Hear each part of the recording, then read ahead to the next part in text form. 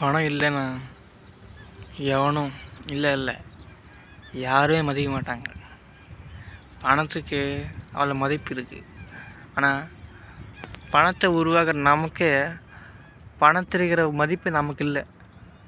இது புரிஞ்சுக்கங்க. முதல்ல பணம் எப்படிப்பட்டதுன்னா, உன் கூட இருந்தவனே உன்னை குடிவெறுப்பு வைப்போம்.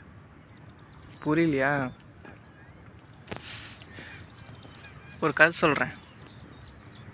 ஒரு ஊரில் ஒரு பையன் இருந்தான். அந்த பையனுக்கு ஒரு பணமே இல்லை கையில்.